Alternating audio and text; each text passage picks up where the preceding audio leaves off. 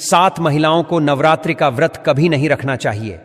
माता रानी ऐसी महिला से कभी खुश नहीं होती और घर में हमेशा दरिद्रता का माहौल बना रहता है और इसका असर पूरे परिवार पर बना रहता है।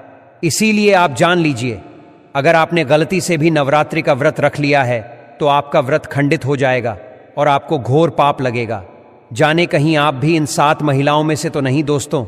इस वर्ष की नवरात्रि पूरे 9 दिनों तक मनाई जाएगी, ना एक भी दिन कम ना एक दिन ज्यादा, पूरे 9 दिनों तक मनाई जाएगी। मां भगवती की विशेष रूप से पूजा आराधना की जाएगी। नवरात्र का महापर्व इस बार 2024 में 3 अक्टूबर गुरुवार से शुरू होकर 12 अक्टूबर शनिवार को समाप्त होंगे। ऐसे में नवरात्रि पर माता शेरावाली की कृपा पाने के लिए कलश स्थापना शुभ मुहूर्त 2 अक्टूबर को रात 10 बजे से 3 अक्टूबर दोपहर 2 बजे तक रहेगा। यह समय अभिजीत मुहूर्त कहलाएगा। अभिजीत मुहूर्त में कलश स्थापना करना बहुत ही शुभ और मंगलकारी माना जाता है। जो भी माता का भक्त नवरात्रों में माता रानी की पूजा शुभ मुहूर्त में करता है तो वह पूजा बहुत ही शुभ और मंगलकारी मानी जाती है। इससे समस्त देवी देवताओं की कृपा प्राप्त होती है और पूजा पाठ का फल कई गुना फल भक्तों को प्राप्त होता है। दोस्तों, इस बार के नवरात्रि बहुत ही शुभ और मंगलकारी माने जा रहे हैं।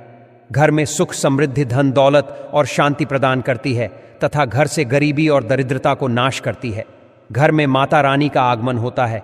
लेकिन क्या आप जानते हैं, कुछ ऐसी महिलाएं भी हैं जो इस व्रत को ना रखें तो अच्छा है, नहीं तो आपको माता रानी के क्रोध का सामना करना पड़ सकता है।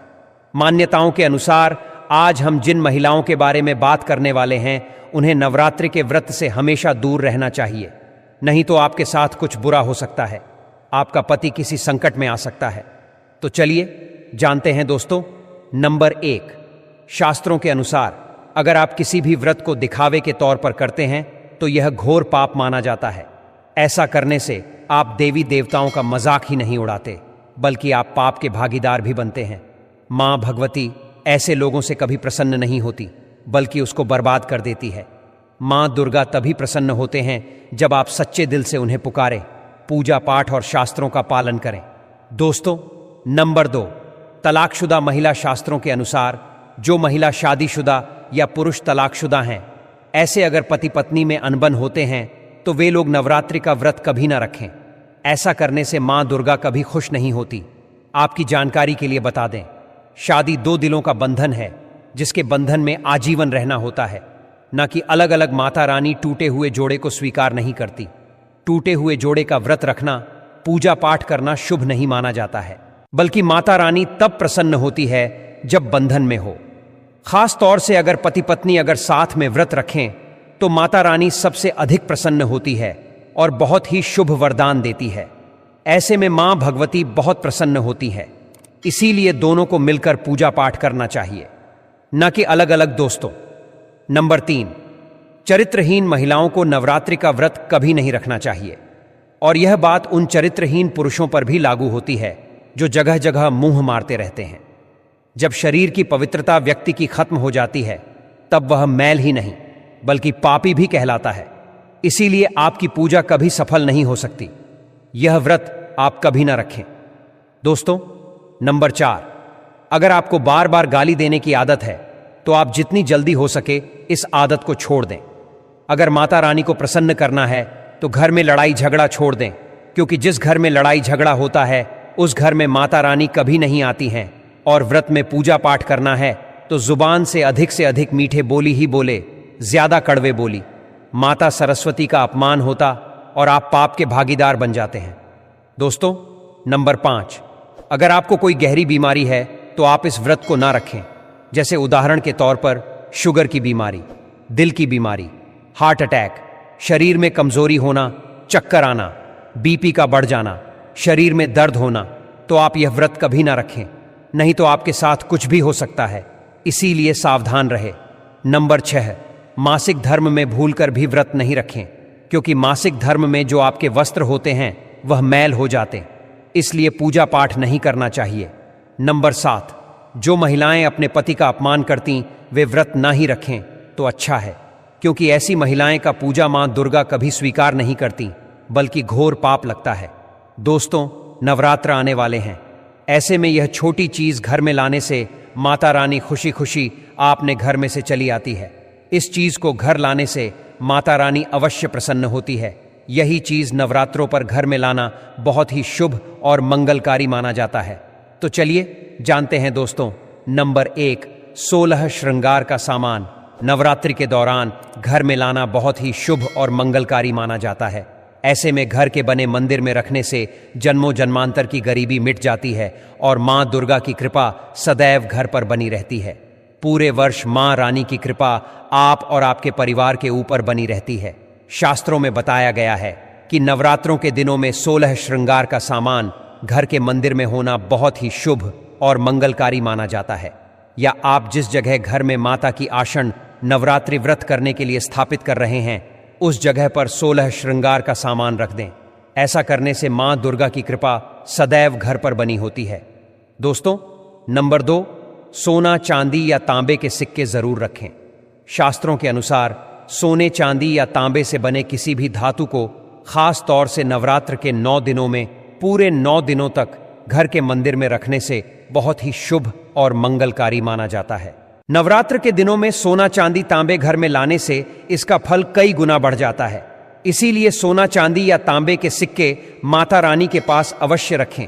इससे माता रानी बहुत प्रसन्न होती है।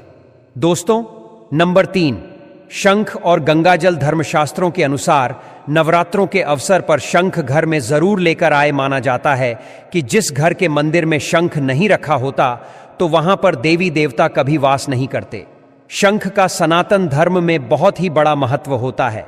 नियमित शंख को बजाने पर कई गुना सकारात्मक ऊर्जा प्राप्त होती है और नकारात्मकता ऊर्जा को नष्ट करती है। धन की देवी मां लक्ष्मी अति प्रसन्न होती है। वहीं धर्मशास्त्रों के अनुसार जिस घर के मंदिर में गंगा जल नहीं होता तो वह घर अपवित्र माना जाता है। गंगा जल मंदिर में अवश्य रखा होना चाहिए। यदि आप घर में गंगा जल लाने में असमर्थ हैं तो अपने आसपास किसी पवित्र स्थान, किसी तीर्थ स्थान का पानी लाकर घर में रखें। दोस्तों, नंबर 4, मोरपंख। नवरात्रि में मां सरस्वती का प्रिय मोरपंख घर लाकर घर के मंदिर में रखने से कई सारे फायदे हैं। खास तौर से नवरात्रों के दिनों में मंदिर में मोरपंख जरूर रखें। ऐसा करने से मां दुर्गा बहुत प्रसन्न होती है। दोस्तों, अब बात करते हैं माता रानी को नवरात्रि में कौन सी चीजें अर्पित कर सकते हैं।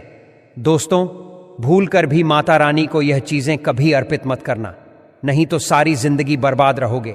जिंदगी भर रोने के सिवा कुछ नहीं मिलेगा। दोस्तों, नंबर 1, नारियल। हिंदू धर्म में नारियल को सुख, समृद्धि, धन, श्रद्धा और सम्मान का सूचक माना जाता है। नारियल को श्रीफल भी कहा जाता है। नारियल का हर मांगलिक कार्य में विशेष महत्व होता है। जैसे कि हम सभी जानते हैं कि माता रानी के कई मंदिरों में नारियल से बलि भी दी जाती है और माता रानी के पूजन में नारियल का इस्तेमाल हम सभी करते हैं। खासकर कलश की स्थापना नारियल रखकर ही की जाती है। माता रानी के पूजन में हम नारियल इस्तेमाल करते समय कुछ गलतियां कर बैठते हैं। दोस्तों, नारियल कई प्रकार के होते हैं। एक हरा, दूसरा सूखा, जिसके अंदर पानी होता है। जिस नारियल के अंदर पानी होता है, माता रानी के पूजन में सदैव पानी वाला और जटा वाला नारियल ही अर्पित करें। कलश स्थापन में साबुत नारियल होना चाहिए। नारियल चटका हुआ या टूटा हुआ नहीं होना चाहिए, क्योंकि साबुत नारियल ही पूर्ण और पवित्रता का प्रतीक होता है। साबुत नारियल ही सुख, समृद्धि का प्रतीक होता है। साबुत नारियल को ही श्रीफल यानी कि मां लक्ष्मी का फल कहा जाता है। नवरात्रि में माता रानी के कलश की स्थापना करते समय जटा वाला और पानी वाला नारियल ही कलश पर स्थापित करना चाहिए। साथ ही यह ध्यान रखना चाहिए कि नारियल को सदैव कलश के नीचे लेटाकर रखना चाहिए। घट स्थापना यानी कलश स्थापना करते समय कभी भी नारियल को खड़ा करके नहीं रखा जाता। नारियल को सदैव लेटाकर ही कलश के ऊपर रखा जाता है। साथ ही नारियल को स्थापित करने से पहले आप नारियल को लाल कपड़े में लपेटकर आप नारियल को कलश के ऊपर स्थापित करें। शास्त्रों के अनुसार कलश के ऊपर जब सही तरीके से नारियल रखा जाता है और सही प्रकार का नारियल रखा जाता है, तभी ही व्रत और पूजन का पूर्ण फल प्राप्त होता है। यह भी ध्यान रहे कि महिलाएं माता रानी को नारियल अर्पित तो कर सकती हैं, लेकिन कभी भी माता रानी के सामने नारियल को भूलकर भी ना तोड़े, क्योंकि नारियल बीज रूप होता है, यानी कि नारियल में बीज होता है और स्त्रियां बीज रूप से ही शिशु को जन्म देती हैं। इसीलिए कभी भी महिलाओं को नारियल नहीं तोड़ना चाहिए। दोस्तों, नंबर 2, लौंग। हम सभी माता रानी के पूजा में इस्तेमाल करते हैं, लेकिन लौंग का इस्तेमाल करते समय एक एक बहुत बड़ी गलती कर बैठते हैं। हमेशा ध्यान रखना चाहिए कि माता रानी को सदैव लौंग के साथ घी भी अर्पित करना चाहिए। लौंग के साथ घी चढ़ाने से माता रानी काफी प्रसन्न होती हैं। नंबर 3, तुलसी के पत्ते। नवरात्रि में माता रानी को तुलसी के पत्ते अर्पित नहीं करने चाहिए। मां दुर्गा के पूजन में तुलसी पत्र का इस्तेमाल करना वर्जित माना जाता है। तुलसी पत्र के अलावा आंवला भी माता रानी को अर्पित नहीं करना चाहिए और दुर्बा भी माता रानी को अर्पित करना चाहिए। नवरात्रि में आप भगवान गणेश को दुर्बा अर्पित कर सकते हैं। आप भगवान विष्णु जी को तुलसी के पत्ते अवश्य अर्पित कर सकते हैं, लेकिन माता रानी को भूलकर भी तुलसी के पत्ते या अर्पित ना करें। माता रानी को सफेद फूल भी अर्पित ना करें। माता रानी को सदैव लाल रंग के फूल अर्पित करने चाहिए। लाल रंग के फूल माता रानी को अति प्रिय हैं। खासकर माता रानी को गुलाब और कमल के फूल अति प्रिय हैं। दोस्तों, अगर आपको